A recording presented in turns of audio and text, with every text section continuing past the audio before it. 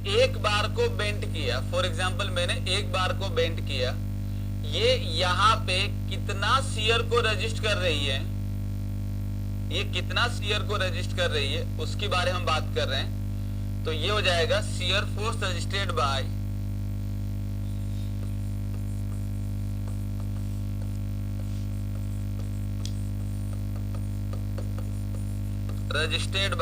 Bent up bar, तो ये हो जाएगा for single lattice system, for single lettuce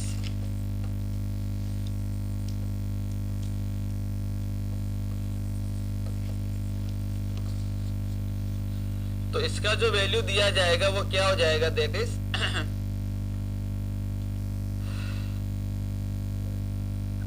ये हो जाएगा VSB, ये हम बेंटा बार के लिए कर रहे हैं तो ये हो जाएगा बेंटा बार का, ये हो जाएगा that is ASB into 0.87 FY into sine alpha, this is the one.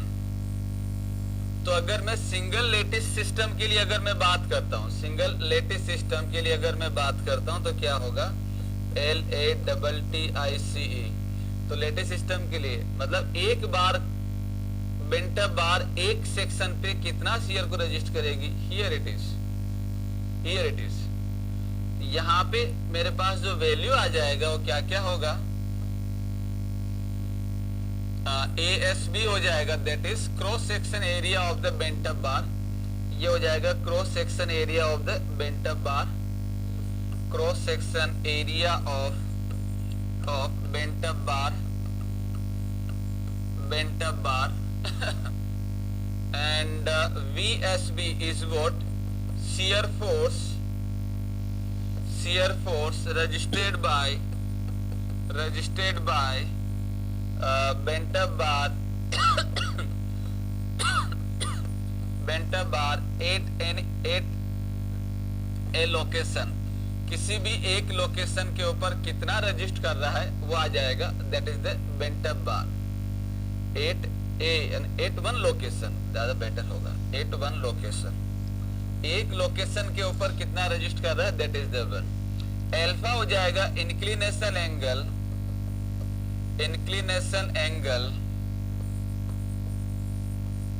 Of bent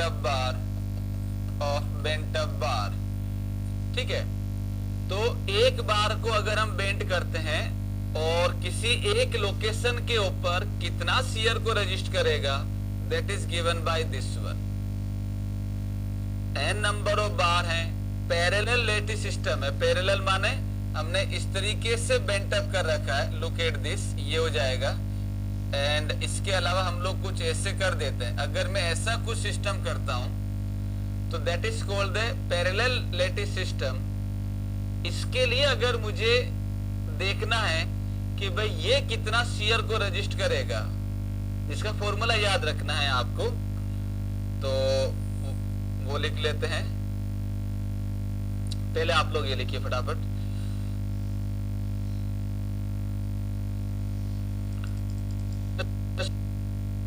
पहले वाला, इससे जो हमने पॉइंट लिखा उसमें देखो यही लिखा है ना मैंने, bent up bar resist only 50% of the shear that registered by shear reinforcement, for remaining 50% shear, for remaining 50% will provide either vertical or inclined stirrup, यही लिखे हम लोग।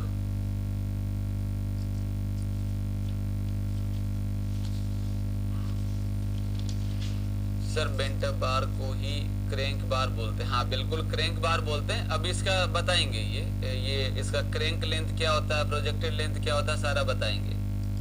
सामान्यतः बीम में नहीं करते हैं, आपने अभी बोला था ना कि वहां पर ट्रांसवर्स एनफोर्समेंट ही शियर को। सिंगल लेटिस सिस्टम का मतलब है हमने एक ना, तो वो मेरे पास जो है वो पैरेलल लेसिंग सिस्टम में आ जाता।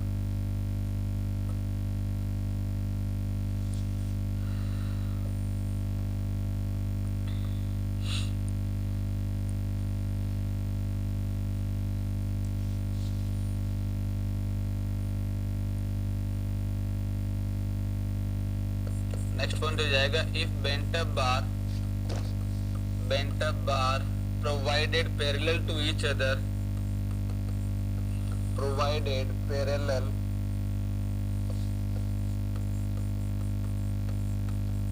each other, then अगर पैरेलल टू ईच अदर है तब उस केस में BSB जो लिखा जाएगा वो क्या हो जाएगा,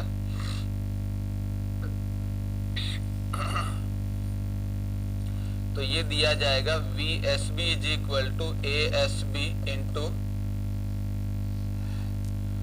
0.87 FY divided by SVU.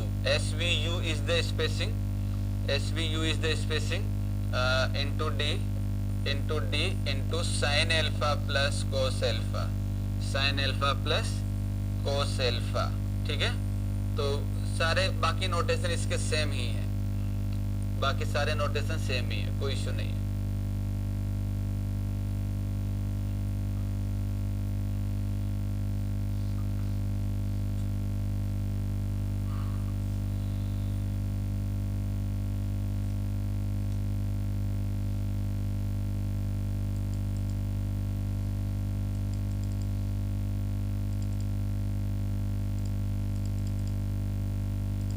वो बेंटअप बार ले लेगा, 50% जो है वो बेंटअप बार ले लेगा और बाकी 50% जो है उसके लिए मैं वर्टिकल या इंक्लाइंड स्टेप लगाता हूँ।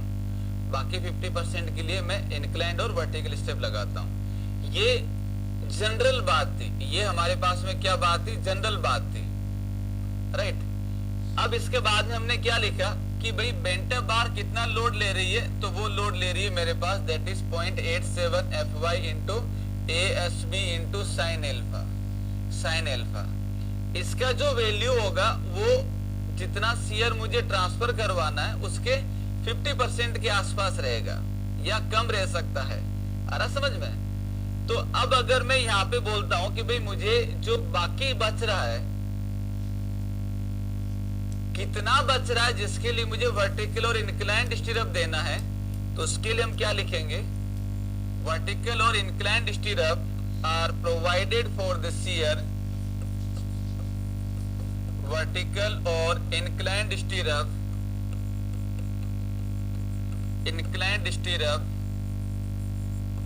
are provided for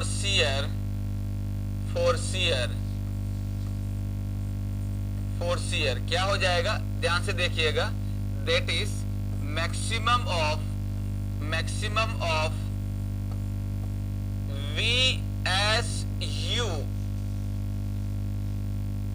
VSU divided by 2, ये हो गया 50%, या फिर VSU माइनस VSB, इन दोनों के डिफरेंस के लिए। तो इन दोनों में से जो ज्यादा होगा उसके लिए मैं वर्टिकल और इंक्लाइंड स्टेप जो है वो प्रोवाइड करूंगा। नहीं समझ में आया क्या कहना चाहते हो? एक एग्जांपल से समझते हैं, फिर ये आप लिखना, अभी मत लिखो, पहले समझ लो। मान लो मैंने कोई भी एक एग्जांपल ले लिया, मैं डेटा ले लेता हूं। व्हाट इज द डेटा भाई,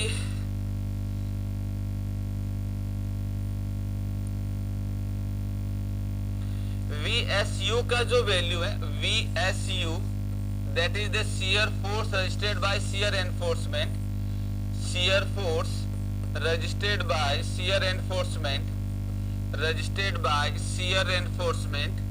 that is ये हो जाएगा VSU, इसका वैल्यू हो जाएगा 400, that value is the 400। हमने एक बार 25 mm डाया का, आई थिंक, हाँ 25 mm डाया का, 1 बार बेंट एट, 1 बार HYSD स्टील है ये, HYSD 1 बार बेंट एट 45 डिग्री एंगल। आपको करना क्या है, determine the shear force for which inclined stirrup vertical stirrup are provided। कुछ भी लिख सकते हैं, inclined और vertical दोनों में से। vertical stirrup are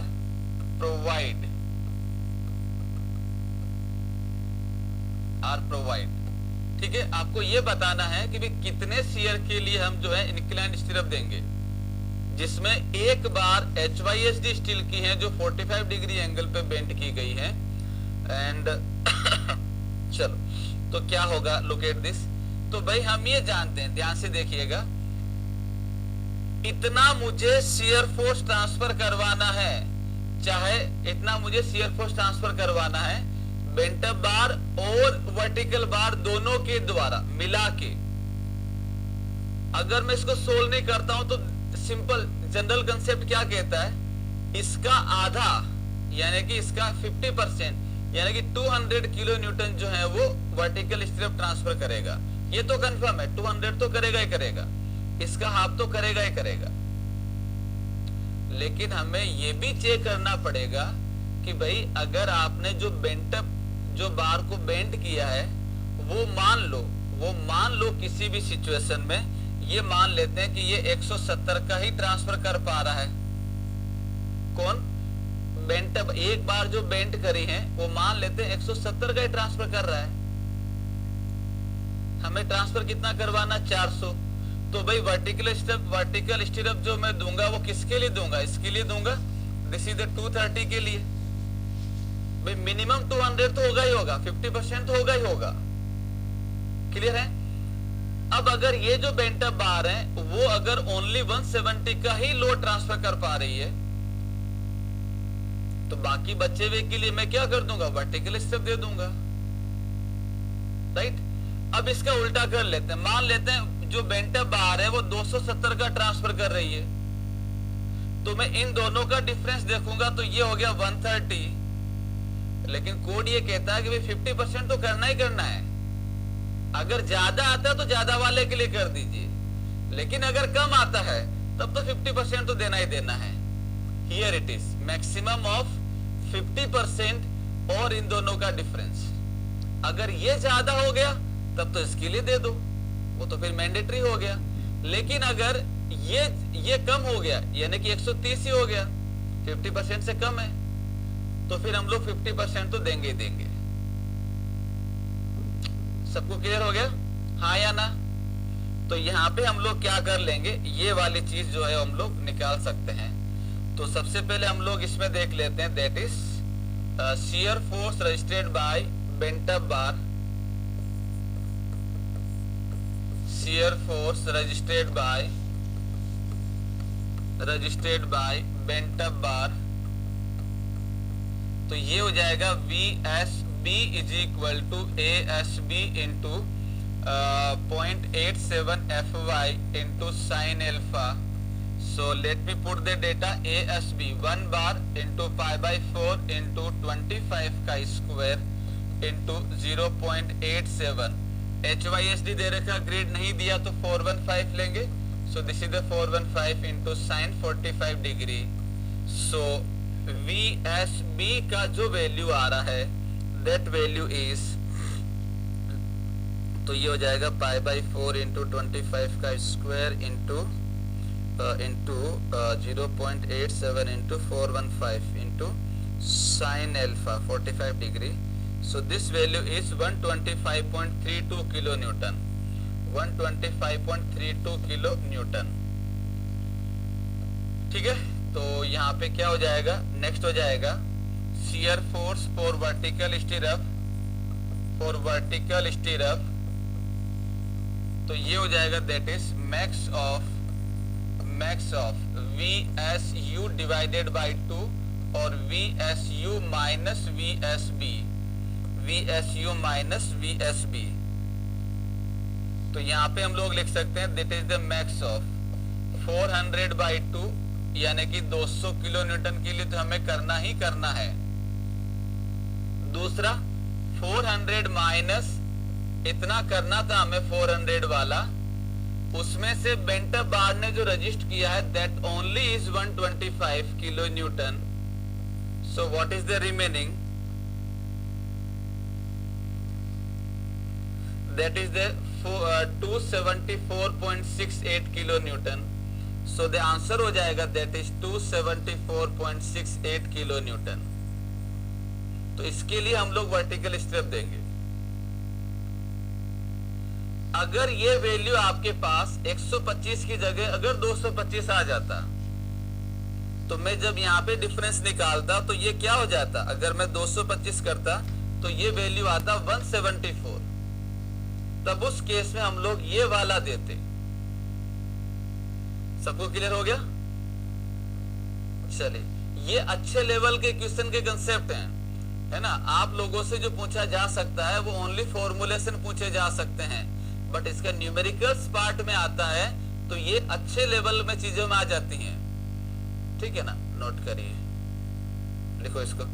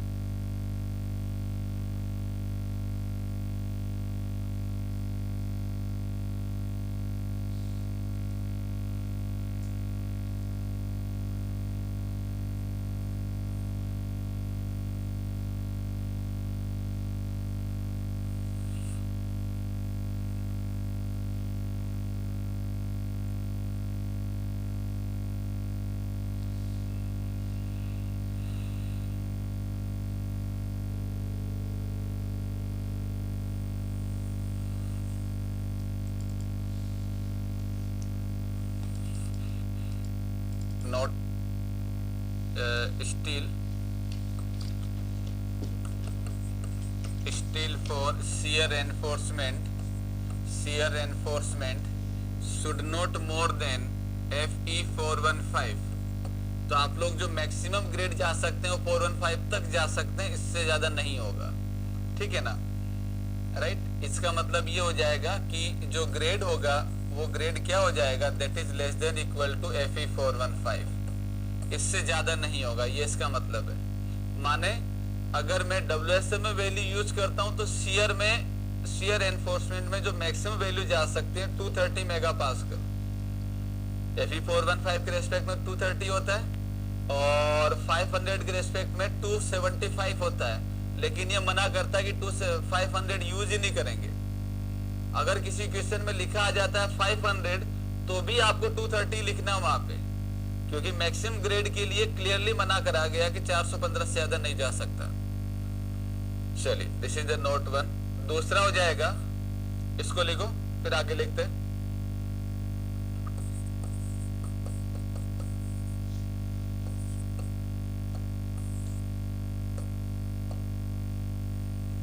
फटाफट लिखिए इसको। shear reinforcement are additional reinforcement additional reinforcement bracket में लिख लीजिए एग्जांपल करके, वर्टिकल स्टिरअप और इंक्लाइंड स्टिरअप, वर्टिकल स्टिरअप और inclined stirrup,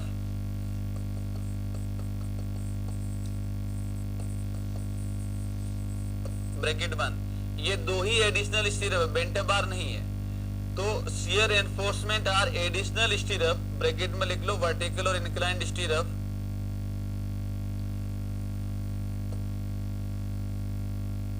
are additional reinforcement, they are provided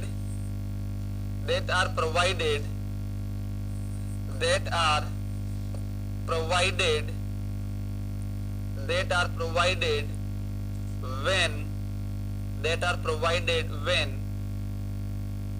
effect of shear force is considered in design, effect of shear force is considered in design, effect of shear force is considered in design, considered in design, considered in design। अगर आप shear force का effect consider करते हैं design में, तो ही हम लोग जो है वो shear एनफोर्समेंट देते हैं, अदरवाइज हमें अलग से देने की जरूरत नहीं है। जो हमने बेंडिंग को ध्यान में रखते हुए लगाया वो सफिशिएंट है उसको ट्रांसफर करने के लिए, कीप इन माइंड। नेक्स्ट हो जाएगा क्रैंक लेंथ।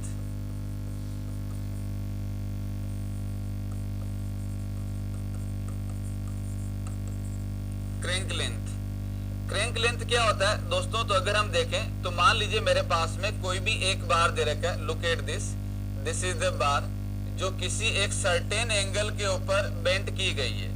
किसी भी एक बार जो है वो सर्टेन एंगल पे क्या की गई है, बेंट की गई है।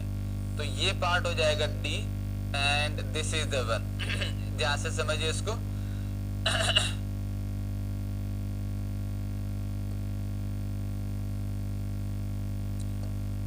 सो माय डियर फ्रेंड्स, ये हो जाएगा इंक्लाइंड लेंथ, इंक्लाइंड लेंथ, और इसी को बोला जाता है क्रैंक लेंथ। ये हो जाएगा क्रैंक लेंथ, क्रैंक लेंथ। और ये हो जाएगा length covered by, length covered bye,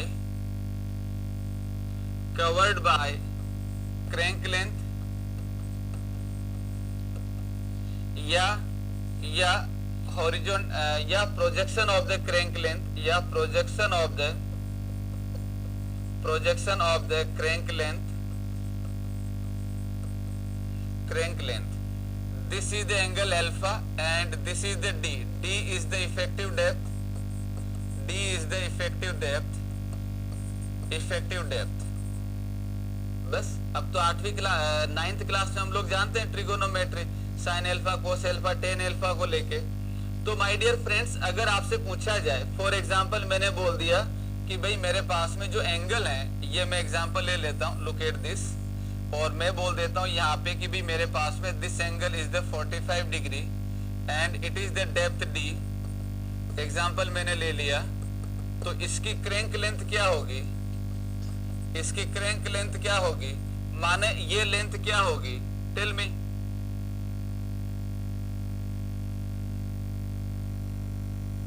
तो मैं इसको बोल देता हूँ क्रैंक लेंथ है ना, इसको मैं LC से डिनोट कर देता हूँ। तो LC क्या होगा, तो LC हो जाएगा दोस्तों मेरे पास, दैट इज LC क्या हो जाएगा, that is D upon sine 45 degree, D upon sine 45 degree, और 1 बाय साइन 45 डिग्री आप करेंगे तो ये हो जाएगा, so this value will be 1.414।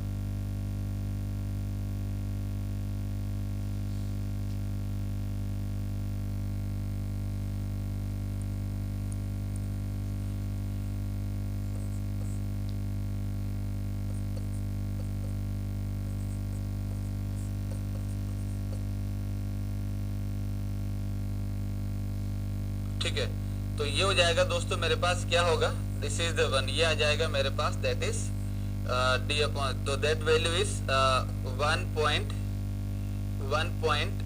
1.414 D, here it is. ठीक है, अब अगर आपसे पूछे कि what is the extra length provided, what is the extra length provided at the Crick extra length कितना देना पड़ रहा है। तो इसका मतलब ये है, ध्यान से देखिएगा, अगर मैं सीधी बार लेता हूं, अगर मैं यहाँ पे सीधी बार अगर लेता हूं, सीधी बार अगर लेता हूं तो भाई मेरे पास में लेंथ आ जाएगी L।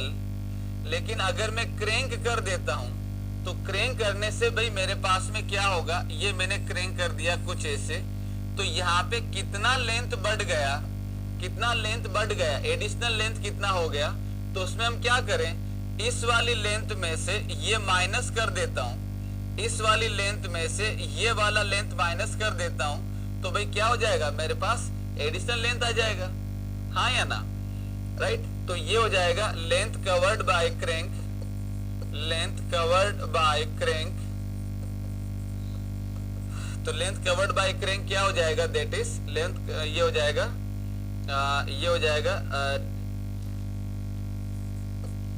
d upon 10 45 degree. तो यहाँ पे अगर आप वैल्यू देखेंगे तो ये आ जाएगा 1 divided by 10 45 degree, that is the 10 45 degree. So this value is the d। तो एक्स्ट्रा लेंथ हम लोग जो बोल रहे हैं वो कितना हो जाएगा, दैट इज एक्स्ट्रा लेंथ हो जाएगा, एक्स्ट्रा लेंथ हो जाएगा, क्रैंक लेंथ में से हॉरिजॉन्टल लेंथ हम माइनस कर देते हैं। So that is 1.414 d minus d। So that value is 0.442 d। 0.414 को मैं 0.42 d लिख देता हूँ। So here it is, so that is the extra length जो हम लोग दे रहे हैं। चलिए, सो नोट कर लीजिए।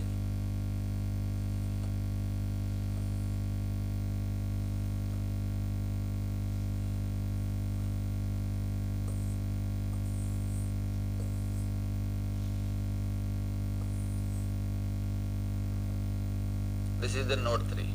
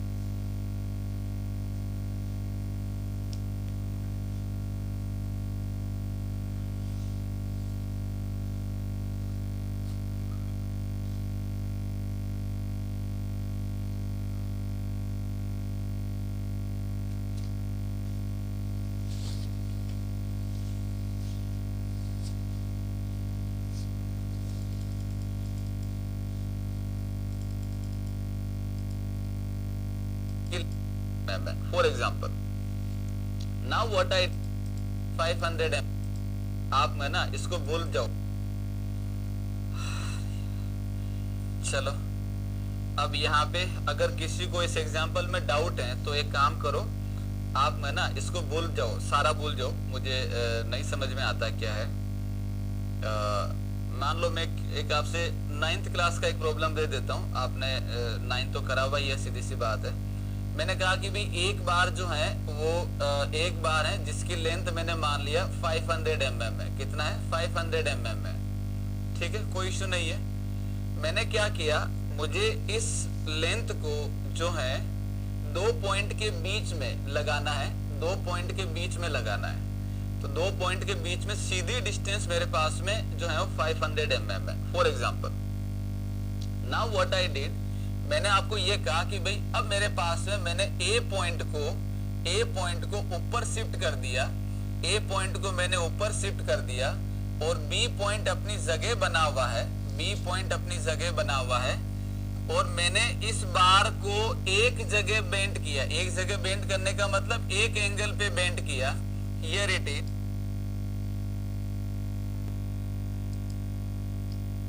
हियर इट इज, और ये एंगल मान लेते हैं मेरे पास में आ गया 30 डिग्री। मैंने कहा कि भाई इस बार को मैंने 30 डिग्री एंगल पे बेंड किया हॉरिजॉन्टल के रिस्पेक्ट में। अब क्वेश्चन आपसे ये पूछा गया, 9th क्लास की प्रॉब्लम है ये, जिसको बोलते हैं अच्छे क्वेश्चन में से, हालांकि अच्छा कुछ नहीं बट हाँ ठीक है। मैंने आपको ये बोला गया कि मैं अगर इस बार को एक जगह बेंड करता हूं, that angle is 30 degree. Now please tell me to provide the bar between A and B, what is the extra length that I need to provide in this bar? Question क्या है कि अगर मैं दो point के बीच में अगर बार देता हूं तो मेरे पास में 500 mm आता है। अब मैंने क्या करा, इस A पॉइंट को जो है शिफ्ट कर दिया मैंने, इस A पॉइंट को शिफ्ट कर दिया मैंने 200 mm above, 200 mm above shift कर दिया। तो अब मुझे ए और बी पॉइंट के बीच में ये बार देनी है जो कि एक जगह 30 डिग्री एंगल पे बेंट है। तो इस बार की लेंथ बताइए। या तो ये पूछ सकते हैं या फिर आपसे पूछ सकते हैं कि आपको एडिशनल लेंथ कितनी चाहिए होगी ताकि मैं ए और बी के बीच में गिवन कंडीशन के रेस्पेक्ट में इसको मैं प्रोवाइड कर सकूं, जो भी मुझे एंगल दे रखा है उसके रेस्पेक्ट में प्रोवाइड कर सकूं। तो हम ये अच्छे से जानते हैं, छोटी क्लास से ये जानते हैं कि दो पॉइंट के बीच की डिस्टेंस जो होती है वो सीधी डिस्टेंस होती है। इसके अलावा जो भी डिस्टेंस होती है वो इसकी मैक्सिमम ही होगी, एडिशनल ही होगी, उसके अंदर ऐड होगी कुछ ना कुछ। तो भाई मेरे पास इस बार को अगर मैं देखता हूं तो सिंपल सा ट्राइंगल फॉर्मुलेशन लगा लेते हैं। ये ट्राइंगल फॉर्मुलेशन लगा लेते हैं। Look at this, this is the one. यहां से इधर वाला लेंथ एज इट इज है, यहां से इधर वाला लेंथ एज इट इज है। मतलब अगर मैं इस वाले पार्ट के ऊपर अगर देखता हूं तो भाई मेरे पास जो आ रहा है वो क्या आ रहा है, जितना लेंथ ये है उतना का उतना ये, जितना लेंथ ये उतना का उतना ये, हाँ या ना। ये मैंने सारा इधर लिख दिया। अब देखो क्या हो रहा है, मैं ये जानता हूं कि भाई ये वाला जो पार्ट है, ये वाला जो पार्ट है वो यहाँ पे है, ये वाला आ गया, ये वाला आ गया, जो ये वाला लेंथ है वो ये आ गया, राइट। लेकिन मैं क्या बोल रहा हूं कि मेरे पास में ये ना हो कि मैंने इसको क्या करा, इंक्लाइंड कर दिया। और मैं ये अच्छे से जानता हूं ये हाइपोटेनियस होता है, ये बेस होता है, ये वर्टिकल होता है, और ट्राइंगल के अंदर इसकी जो डायमेंशन होती है सबसे ज्यादा होती है। क्लियर है? तो भाई मुझे करना क्या है कि अगर मुझे इन दोनों के बीच में जो है वो लेंथ देनी है तो मुझे ये पता है, ये हाइट मुझे पता है 200 mm और ये एंगल मुझे पता है, that is the what is this is the 30 degree angle. So I can determine this value, I can determine this value. So what is this, तो हाइपोटेनियस आ जाएगा मेरे पास, दैट इज क्या हो जाएगा, दैट इज ये हो जाएगा, क्या हो जाएगा,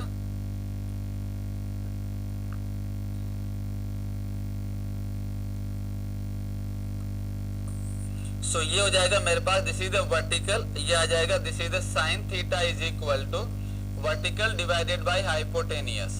तो यहाँ पे अगर मैं लिखूंगा तो क्या हो जाएगा, मुझे चाहिए हाइपोटेनियस, तो ये हो जाएगा दैट इज वर्टिकल, जिसका वैल्यू हो जाएगा 200 divided by sine 30 divided by sine 30, this is the sine 30, right. तो यहाँ पे अगर मैं वैल्यू देखूंगा तो क्या होगा, 200 divided by sin 30, so that value is the 400, that value is the 400, that value is the 400। मैं इसको बाइफिग्रेट कर देता हूं, ये टोटल 500 का था, ये टोटल 500 का था, उसके अंदर मैंने ये बोल दिया ये मेरे पास में 100 का है, ये मेरे पास में 100 का है और ये मेरे पास में 300 है। 300 है, तो भाई मेरे पास में क्या निकला कंक्लूजन, ये आ जाएगा 300, ये पहले से 100 है, ये पहले से 100 है, और ये 300 है, मतलब ये है। अब अगर मैं क्रैंक करता हूं, अगर मैं इसको क्रैंक कर लेता हूं, तो ये जो 300 का जो लेंथ है अब बढ़ के कितना हो गया, 400 का हो गया। ये लेंथ कितना हो गया, दिस बिकम द 400। तो मुझे अगर इन दोनों पॉइंट के बीच में अगर ये बार देना है तो मुझे एक्स्ट्रा कितना देना पड़ रहा है, 300 तो पहले से ही था, तो ये मेरे पास में आ गया 400, ये आ गया 300, तो मैं एक्स्ट्रा लेंथ कितना चाहिए, 400 माइनस 300, तो दिस इज 100। तो अगर मुझे दो पॉइंट के बीच में अगर बार देनी है तो इसकी लेंथ कितनी होगी, तो इसकी लेंथ हो जाएगी मेरे पास, this is 100, this is 100, and ये प्रोजेक्शन मुझे पता है सही, तो this is 300 and this is 100, और एडिशनल लेंथ आ जाएगी, दिस इज 100। तो टोटल 600 का लेंथ का बार कट करूंगा, इस एंगल पे बेंड करूंगा, तो मैं प्रॉपर ए और बी के बीच में डिस्टेंस दे पाऊंगा। This is the concept.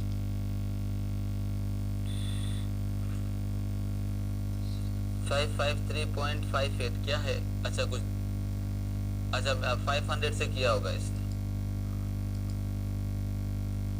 है ना। जो आपने 9th पास आउट हो तो उसी का ही एग्जांपल है, कुछ अलग नहीं है। कई बार आपको नोट्स के अंदर या बुक के अंदर मिलेगा, क्या मिलता है, दैट इज क्या मिलता है इसमें, एडिशनल लेंथ। इसको मैं जो है इसको मैं क्या बोल सकता हूँ, एक्स्ट्रा लेंथ या एडिशनल लेंथ, ये भी बोल सकता हूँ कि भाई एडिशनल लेंथ हमें कितना चाहिए, एडिशनल लेंथ भी बोला जा सकता है। तो एडिशनल लेंथ को फॉर्मूले में लिख देते हैं, d upon sine theta minus d upon tan theta. ये भी आपको फॉर्मूला लिखा हुआ मिल जाएगा, d upon sine theta minus d upon tan theta. But मैं ये चाहता हूं कि आप इसको रटे ना।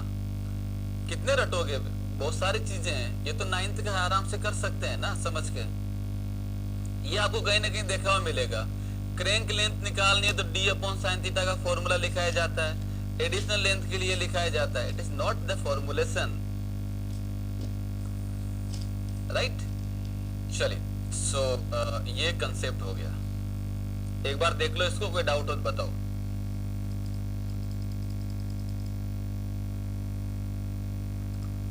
संकेत एक चीज बता दूं कि अगर आप जो पूछना चाह रहे हैं वो अगर ये है कि नॉर्मल प्रोपोर्शनल बीम के अंदर, नॉर्मल प्रोपोर्शनल बीम के अंदर बेंडिंग मोमेंट ज्यादा होता है शियर फोर्स से, तब उस केस में मुझे शियर एनफोर्समेंट देने की जरूरत है या नहीं। अगर आपका क्वेश्चन ये है तो माय डियर फ्रेंड्स, इसका मैं आपको स्टेटमेंट लिखवा चुका हूं कि क्या लिखवाया मैंने। अगर शियर फोर्स का इफेक्ट आप अपने के डिजाइन में कंसीडर कर रहे हैं, अगर कंसीडर कर रहे हैं तो ही आप लोग शियर एनफोर्समेंट देंगे, अदरवाइज जरूरी नहीं है, अदरवाइज जरूरी नहीं है। इस बीम में देखो कहां गया, कहां शियर एनफोर्समेंट दे रखा है, जबकि ये इसका डायमेंशन भी बहुत अच्छा खासा है, नहीं दे रखा shear enforcement. This is the practical picture ना, ये तो साफ साफ दिख ही रहा किसी ने घर के ऊपर दिया हुआ है, बट इसमें कहीं पे भी शियर एनफोर्समेंट नहीं है।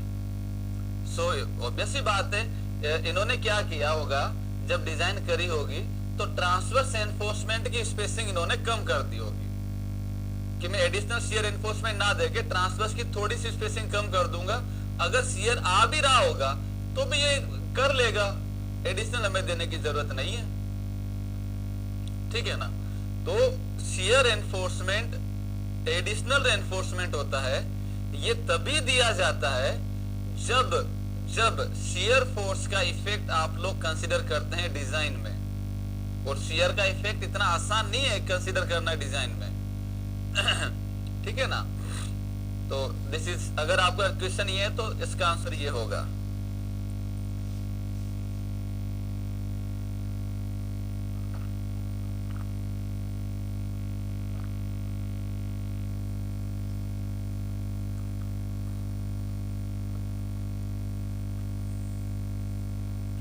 सर आप बहुत बेसिक में चले जाते हैं, सब डिप्लोमा बैच वाले वाला सब हैं, उसको ये पता होना चाहिए। ऋषिकेश आप बहुत बेसिक में चले जाते हैं, सब डिप्लोमा बीटेक वाले सब है, उसको ये सब पता होना चाहिए। क्या कहना चाहते हो ऋषिकेश?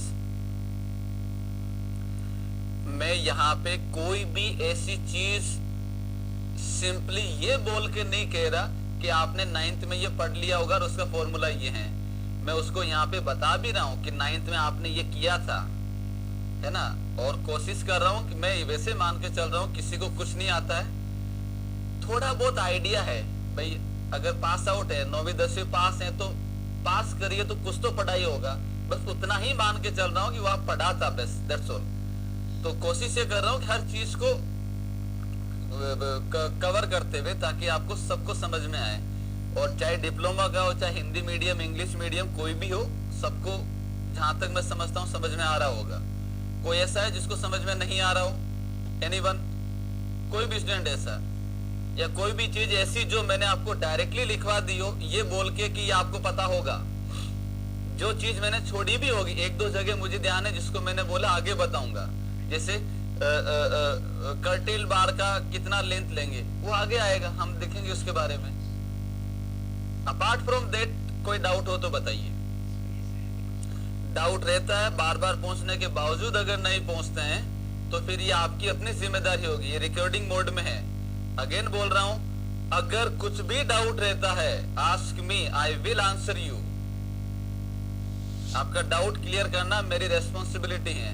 बट अगर आप पूछेंगे ही नहीं और सब्जेक्ट खत्म होने के बाद बोलेंगे कि नहीं बन रहा है तो फिर कुछ नहीं हो सकता। और ये रिकॉर्डिंग मोड में है, आप समझदार हैं, इंजीनियर बन रहे हैं, राइट। चलिए आगे बढ़ते हैं।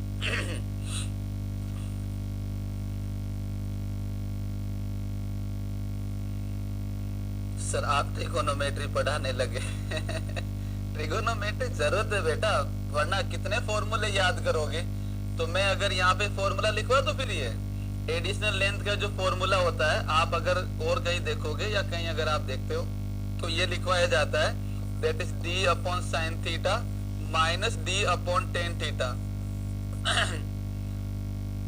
या तो फॉर्मूले याद कर लो, जबकि बढ़िया है जब 9th पढ़े हुए हैं, पास आउट हैं, बेसिक चीज है तो ये कर सकते हैं।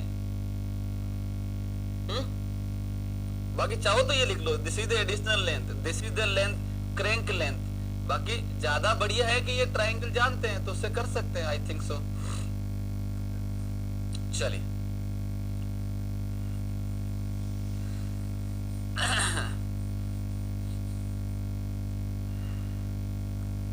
काजल अंडरस्टैंड, ऋषिकेश नो डाउट। चलो अच्छी बात है बेटा। सर बेंटअप बार टेंशन को भी रजिस्ट करेगा। अच्छा ये रह गया क्या अभी? Okay okay okay okay okay. Hook क्या होता है? हुक अभी नहीं पता क्या होता है नदीम, बस थोड़ा सा वेट करो 10-15 मिनट का। आप शियर एनफोर्समेंट को ओनली बेंटअप बार को ही कंसीडर कर रहे हैं तो वर्टिकल बार क्या लिखा आपने?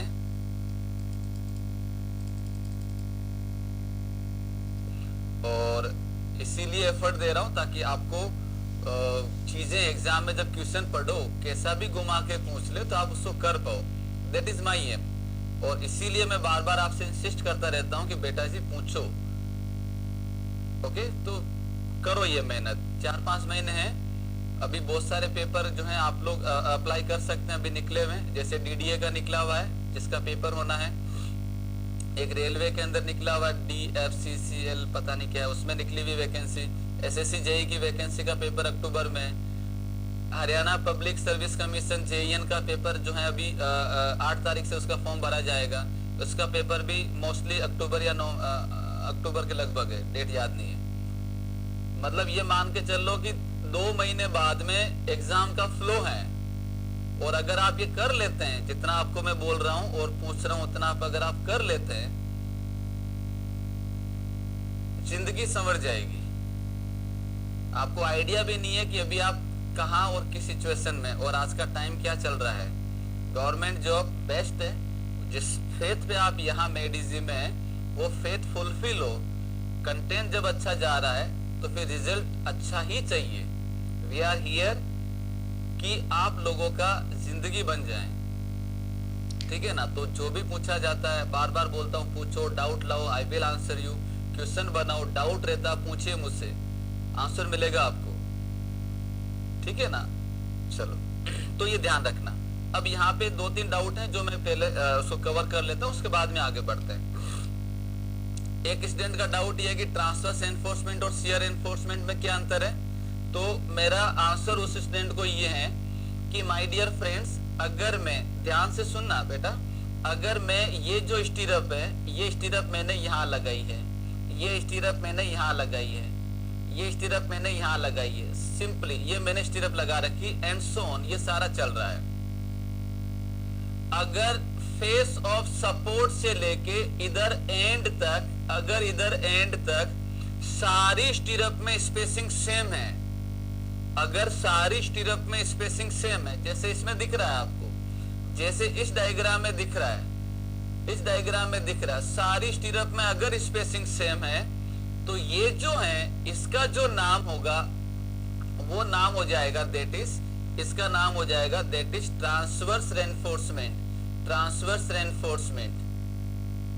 और इसका मकसद होगा, इसका मकसद होगा लॉन्गिट्यूडनल स्टील को, टेंशन और कंप्रेशन, जो स्टील है उसको होल्ड करके रखना, कंक्रीट को कन्फाइन करके रखना और कंक्रीट की कैपेसिटी को इंक्रीज कर देना ताकि लोड ले सके प्रॉपरली।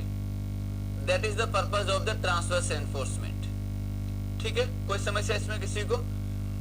अब अगर मैंने सपोर्ट के आसपास, अगर मैंने सपोर्ट के पास में वर्टिकल स्टीरअप के बीच की स्पेसिंग कम कर दी और उसके आगे यानी कि सेंटर पे आते आते मैंने स्पेसिंग बढ़ा दी, वापस इधर सपोर्ट पे आते आते हमने जो है वो स्पेसिंग फिर कम कर दी, सब कुछ वही है बट सपोर्ट पे मैंने पास पास में लगा दिया, सेंटर पे दूर दूर कर दिया। तो अगर मैं ऐसा कुछ करता हूं तब उस केस में ये जो होगा ये कहलाया जाएगा वर्टिकल स्टीरअप। इसका नाम क्या हो जाएगा? वर्टिकल स्टीरअप। और सेंटर वाला जो हो जाएगा वो हो जाएगा ट्रांसवर्स स्टीरअप और ये हो जाएगा वर्टिकल स्टीरअप। तो जो मैं एडिशनल यहाँ पे लगा रहा हूं, मान लो ये वाला अलग से लगाया, ये अलग से लगाया, ये अलग से लगाया, ये अलग से लगाया, ये जो मैं एडिशनल लगा रहा हूं उसको वर्टिकल स्टीरअप बोलेंगे। और जो वर्टिकल स्टीरअप लगा रहे हैं ये मान के चल रहे हैं कि ओनली यही शियर को रेजिस्ट करेगा। क्लियर हो गया? तो this is the vertical स्टीरअप which is provided at the near the support. Face of support से जो है हम लोग 50 mm की डिस्टेंस के अंदर से उसको देना शुरू कर देते हैं और डी डिस्टेंस के अंदर प्रोवाइड कर देते हैं। So this is the difference between vertical स्टीरअप और ट्रांसवर्स एनफोर्समेंट। एक क्वेश्चन पूछा गया कि सर हम कब शियर फोर्स का इफेक्ट कंसीडर करते हैं और कब नहीं करते हैं। तो ये जो है डिपेंड करता है स्ट्रक्चर के रेस्पॉन्स पे और उसके इंपॉर्टेंस पे। अगर नॉर्मल बिल्डिंग है, मान लीजिए 2 मंजिल बिल्डिंग है, G+1 बिल्डिंग है और रेजिडेंशियल बिल्डिंग है, जरूरत नहीं है कितना सा लोड आएगा, आखिर एक फैमिली रह रही है, कोई लोड ज्यादा नहीं होगा। लेकिन अगर मेरे पास में सेम G+1 बिल्डिंग है, अब ये बिल्डिंग फैक्ट्री में बनी हुई है, अगर मैं रेजिडेंशियल बनाता हूं तब तो कोई हेडेक नहीं। अगर मैं फैक्ट्री के लिए बना दूं या गोदाम के लिए बना दूं और बस सी बात है लोड ज्यादा होगा, तब उस केस में शियर फोर्स भी ज्यादा होगा, तो फिर वहां पे शियर एनफोर्समेंट देना पड़ेगा। दोनों में G+1 बिल्डिंग है बट इन दोनों का इंपॉर्टेंस अलग अलग है। Residential building less importance, less load, so it's okay, shear force को नेग्लेक्ट कर सकते हो, not a big issue. Why? Because this reinforcement where it is here, this reinforcement will take the shear. अगर आता भी है तो थोड़ा सा आएगा, बट सेम अगर गोदाम के लिए, फैक्ट्री के लिए, तब कहानी बदल जाएगी। ठीक है, तो ये डिपेंड करता है इंपॉर्टेंस ऑफ स्ट्रक्चर पे। एक क्वेश्चन ये पूछा गया, क्या था कि सर आप जो है वर्टिकल और इंक्लाइंड स्टीरअप को आप कंसीडर नहीं कर रहे हैं, बेंटअप बार को हमेशा कंसीडर कर रहे हैं। तो जिसने भी क्वेश्चन ये पूछा उसका आंसर ये है बेटा, सच्चाई तो ये है कि बेंटअप बार रेयर केस में यूज करते, रेयर केस का मतलब बहुत कम यूज की जाती है। सच्चाई ये है बीम के अंदर बेंट अप बार बहुत कम यूज की जाती हैं। उससे पहले हम लोग जो है वो वर्टिकल स्टीरअप का, इसमें डायग्राम नहीं है, उससे पहले हम लोग जो है वो वर्टिकल स्टीरअप या इंक्लाइन वर्टिकल स्टेप देके काम कर लेते हैं। फिर रिपीट कर रहा हूं, ये जो कंसेप्ट हम लोग आप देख रहे हो, ये जो बेंट अप बार का जो पार्ट देख रहे हो, बीम के अंदर बहुत कम यूज करते हैं। अगेन हेवी लोडेड है और वाइब्रेशन आ रहा है, ठीक है, तब उस केस में इसको यूज किया जाता है। अदरवाइज हम लोग ओनली वर्टिकल स्ट्रिप लगा के भी ट्रांसफर करवा सकते हैं। तो ये मैं कतई नहीं बोल रहा कि भी ओनली बेंट अप बार हमेशा यूज होगी, never be, never be. Clear है? चलो, तो ये जितने भी डाउट थे सारे हो गए। तो मिनिमम शियर एनफोर्समेंट का कंसेप्ट हम लोग यहां से इंट्रोड्यूस करते हैं। तो नेक्स्ट हेडिंग लगाइए, that is the minimum shear enforcement. Next हो जाएगा मिनिमम शियर रेनफोर्समेंट, और ये दिया जाता है that is ASV upon BSV greater than is equal to 0.40 upon 0.87 FY, 0.40 upon 0.87 FY। और ये इक्वेशन दोनों ही मेथड में, इन WSM एंड LSM दोनों ही मेथड के अंदर यही इक्वेशन यूज होती है। ठीक है, तो this is the minimum shear enforcement ASV upon BSV greater than equal to 0.40 upon 0.87 FY। ये आपको मिनिमम शियर एनफोर्समेंट देना रहता है, राइट। चलिए, तो ये लिखिए, फटाफट लिखिए इसको।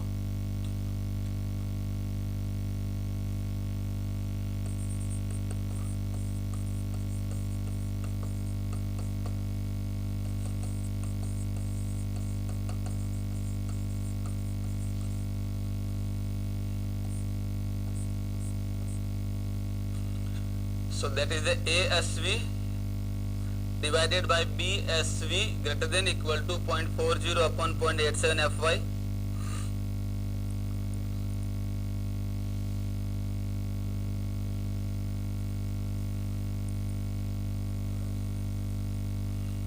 तो मिनिमम शियर एनफोर्समेंट क्यों दिया जाता है? टू रेजिस्ट एनी crack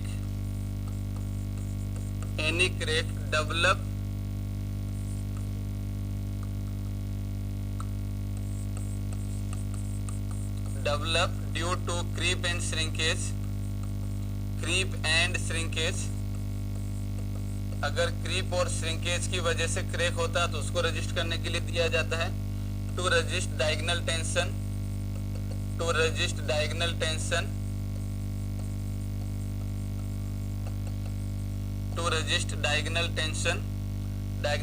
को रजिस्ट करने के लिए ये वैल्यू दिया जाता है। To improve ductility in the beam,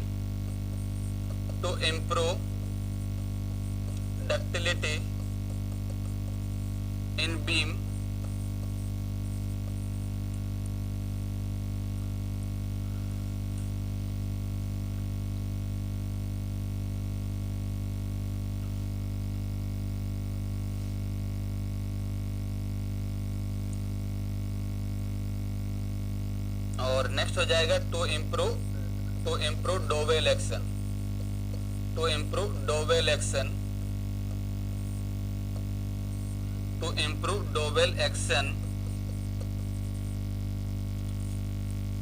चलिए, तो इन सारे कारणों को ध्यान में रखते हुए हम लोग क्या देते हैं? मिनिमम शियर रेनफोर्समेंट देते हैं।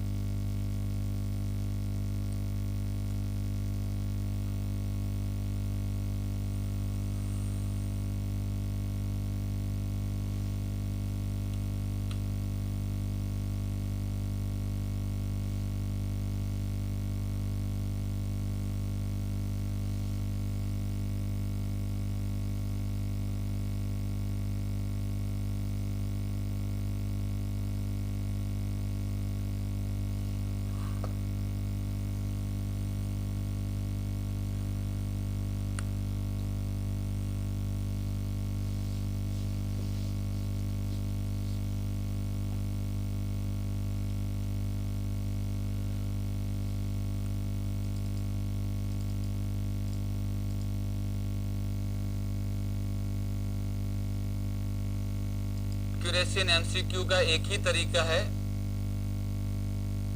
जितने ज्यादा ऑब्जेक्टिव बना सकते हो उतने ज्यादा बनाइए। नोट्स को एक बार रीडिंग लगाइए, सर ने जो करवाया है उसको एक बार पढ़िए, और जो क्वेश्चन सर ने करवाए हैं उन्हीं क्वेश्चन को एक बार करिए। पहला स्टेप ये होता है। फिर उसके बाद में नोटबुक को बंद करिए और क्वेश्चन बनाना शुरू करिए। एक बार सारे बना लीजिए, जितने भी आपको टॉपिक कराए गए उन सबके एक साथ बना लीजिए। हो सकता है 100 में से आपसे 20 बने या 30 बने, 40 बने, दैट्स ओके। फिर वापस दोबारा एक बार जनरली नोट्स को रीडिंग लगा लीजिए। तो जब आप दोबारा जब नोट्स को रीडिंग लगाएंगे ना, तो आपकी नजर जो है वो चीज ढूंढेगी जो आपके एग्जाम पॉइंट ऑफ व्यू से है, और कोई भी स्टेटमेंट से कैसे क्वेश्चन बन सकते हैं वो भी आपको पता लग जाएगा। ठीक है, दोबारा जनरल रीडिंग लगाने के बाद में फिर प्रैक्टिस करते रहिए, और कोई तरीका नहीं है। जितने ज्यादा ऑब्जेक्टिव प्रैक्टिस करोगे उतने ज्यादा बनेंगे। और एक प्रैक्टिस को लेके सबसे बड़ा जो स्टूडेंट गलती करते हैं वो ये है कि एक बार ऑब्जेक्टिव कर लिया फिर उसको छोड़ दिया, बाद में कोई जरूरत होती है तो रिवीजन करते हैं, वरना करते ही नहीं है। एक बार प्रैक्टिस करने से कुछ नहीं होगा, एटलीस्ट आपको 3 से 4 बार प्रैक्टिस करनी है सेम क्वेश्चन को। अगर ओनली फैक्ट वाला है जो तुम्हें अच्छे से ध्यान है, जैसे एफसी के 28 डेज पे होता है, उसको मत करो। लेकिन जो जो क्वेश्चन तुम्हें लग रहा है कि एक बार में नहीं बना, उसको आप 2 से 3 या 3 से 4 बार करते जाइए। जब आप कर लेंगे तो ऑटोमेटिक बन जाएगा। चलिए, अब यहाँ पे एक वर्ड यूज किया गया, that is the dowel action. Dowel action generally वहां डेवलप होता है जहां पे 2 अलग अलग तरीके के मटेरियल एक साथ रखे गए हैं। 2 अलग अलग तरीके के मटेरियल एक साथ रखे गए हैं और उनको सिंगल यूनिट में बिहेवियर कराना है। तो इन दोनों के बीच में जो एक्शन होता है that is known as the dowel action, right.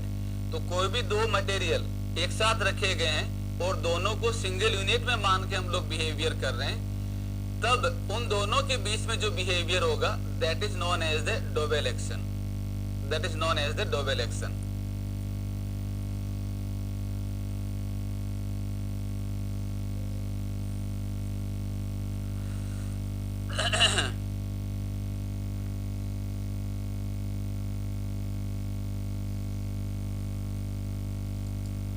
फिर रिपीट कर रहा हूं, ये शायद मैं 5वीं बार रिपीट कर रहा हूं। प्रैक्टिस शुरू कर लीजिए, और कोई भी डाउट रहे तो सबको आंसर मिल रहा है, ठीक है ना। तो ये जरा रखिए। चलिए, अब आते हैं इसके कंक्लूजन पे। जो हमने बात करी थी वो क्या हो जाएगा कंक्लूजन पे। तो यहाँ पे मेरे पास में दोस्तों कुछ 3-4 कंक्लूजन है जो हम लोग देख लेते हैं। तो अभी अभी हमने जो डिस्कशन किया उसमें हमने क्या देखा था कि टाउ सी का वैल्यू हमने 100 माना था, और टाउ वी यू का वैल्यू हमने जो है वो मान लेते हैं 99 माना था। तो जैसे ही इसका वैल्यू इसके पास में आता है तो हम लोग ये बोलते हैं कि यार कुछ ना कुछ दे देते हैं। कितना देंगे कुछ ना कुछ, वो हमने मिनिमम शियर एनफोर्समेंट में लिख दिया। अब पॉइंट ये आता है कि भाई मैं कुछ ना कुछ कब से देना शुरू करूं। भाई ये तो हमने एक समझने के लिए बोला कि वैल्यू बहुत पास में आ गई तब थोड़ा सा दे रहे हैं, बट थ्योरेटिकली हमें पता होना चाहिए ना कि अगर इससे ज्यादा वैल्यू आ जाता है तो हमें ये मिनिमम शियर एनफोर्समेंट देना है। तो उसके लिए कंडीशन क्या होगी, यानी कि tau we you less than है टाउ सी से। इसके मैं 2 पार्ट कर देता हूं। पहला पार्ट क्या होगा, इफ टाउ वी यू का वैल्यू लेस देन है 0.5 टाउ सी से, यानी कि इसका वैल्यू इसके 50% से भी अगर लेस है, तब आपको नो शियर एनफोर्समेंट विल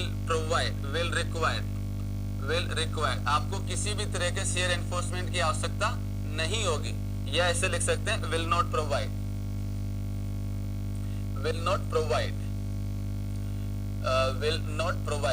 जो है वो किसी भी तरह का एनफोर्समेंट प्रोवाइड नहीं किया जाएगा। तो इसको हमने एक पार्ट ले लिया, tau we you less than 0.5 tau c, तो इसमें शियर एनफोर्समेंट की जरूरत नहीं है।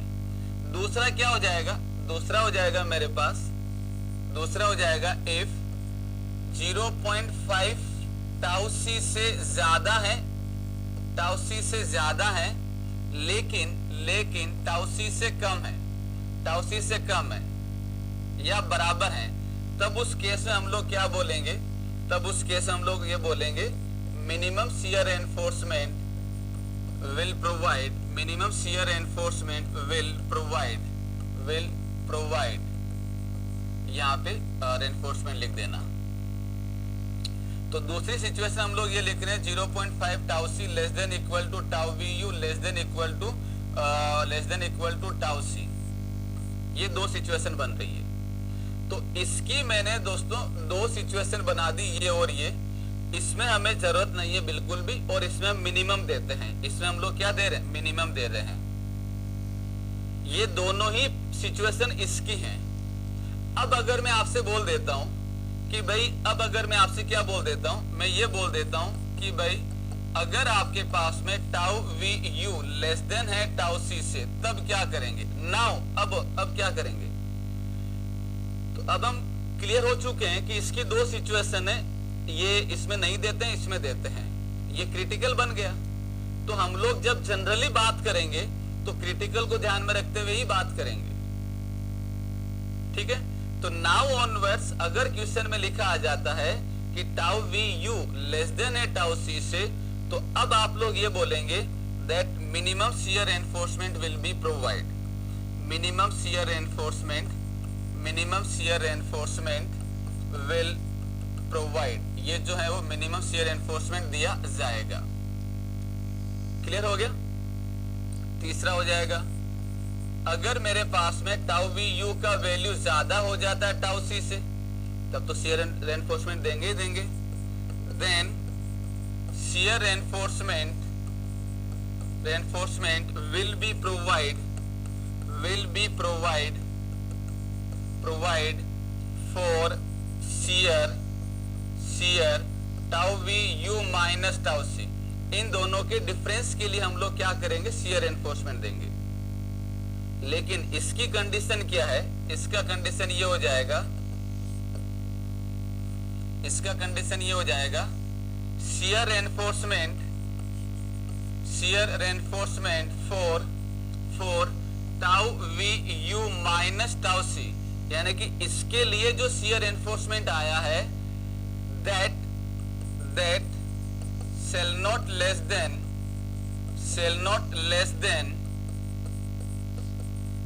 than minimum shear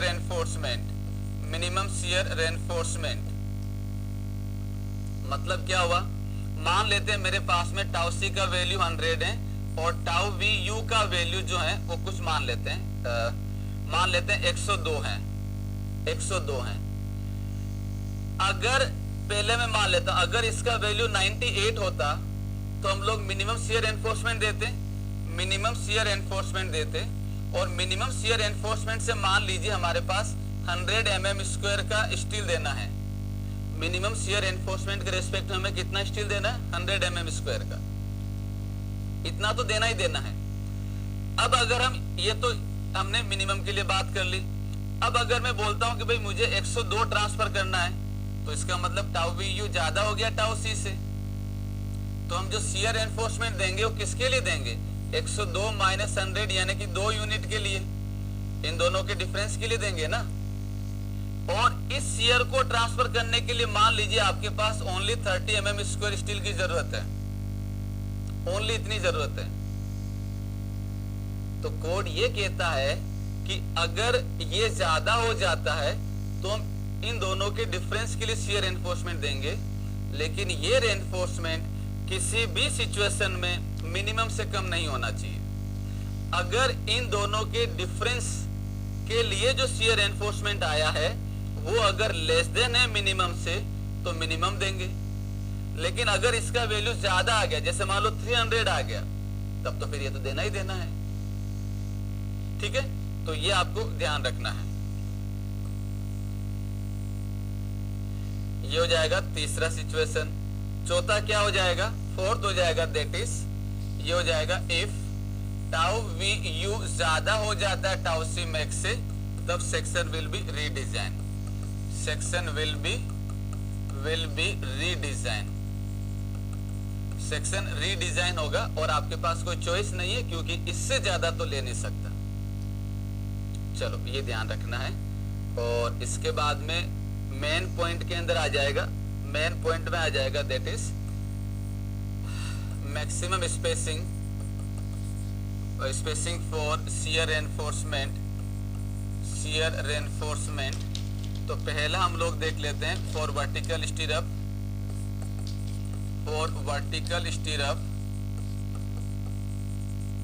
और ये हो जाएगा दैट इज, ये क्या हो जाएगा that is min of 0.75d और 300 mm। इंक्लाइंड स्टीरअप के लिए अगर मैं देखता हूं तो हो जाएगा दैट इज फॉर इंक्लाइंड स्टीरअप ये हो जाएगा that is min of d और 300 mm, d is the effective depth. तो आप स्पेसिंग मैक्सिमम कितना जा सकते हैं इस कंडीशन के रेस्पेक्ट में जा सकते हैं। चलिए सो ये हो जाएगा शियर को लेके आपके पास कुछ पॉइंट, तो यहां से लिख लो इसको फटाफट, नोट करो।